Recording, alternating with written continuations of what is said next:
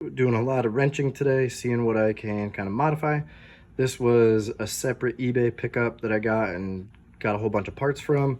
It was some sort of Hornet. Here is the body.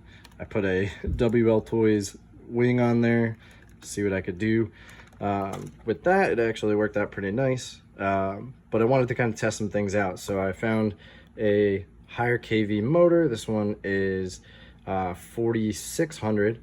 Just, you know, a real cheapie that I had from one of the bashers. This is a 2-3S ESC, again, just some generic, you know, just a quick little shorty servo in there. Got a Dumbo RC receiver so that I could just kind of quickly test. And I actually really like that because I was able to mess with the speed percentage really easy right on the dial there. And that was nice, and I'll show you that in a minute.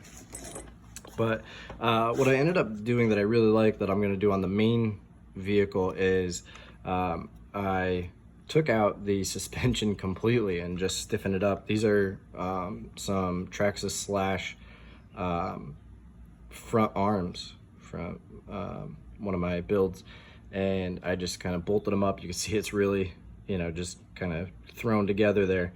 And then one of the big things that I kind of tested and found was I've got the motor extender. You can see it right in there. You can see the clear screen, and then up on top is the little adjuster. And I actually mounted this on the opposite side so that all the, you know, flushing of the drill holes lined up.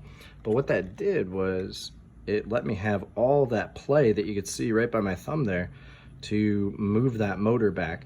Now, the pinion is a 19 tooth right now, and I really like that speed it was giving me. But I think I could get all the way up to maybe a 21 or 22 in there before it hits the back side of this motor piece. And then I tried some foams out. I really like the foams, but they're a little bit smaller.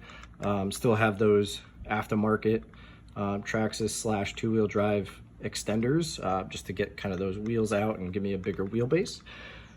But I really like how it, you know, performed, and I think I'm going to try some of these on the main vehicle, and I'd really like to test that out. Now, a lot of these modifications, I'm trying to make sure that I don't do anything too crazy because I'm in the brushless class, and I need to make sure that a lot of this stuff you know, is just bolt-on aftermarket pieces and no, you know, total modifications to the chassis. And I feel like I've stayed within those parameters, just gotten real creative. You can see this really kind of weird wonky spacer. That's because I just had some silly screw and that's all that fit. And then to get this motor plate to really work, I don't know if you could actually see it in here, but I had to put two spacers down at the bottom there and then up at the top. And that was able to help balance this motor because it was kind of hitting the spur gear in there kind of weird. So now that's nice and flush and spins real nice and smooth. So that's where we're at.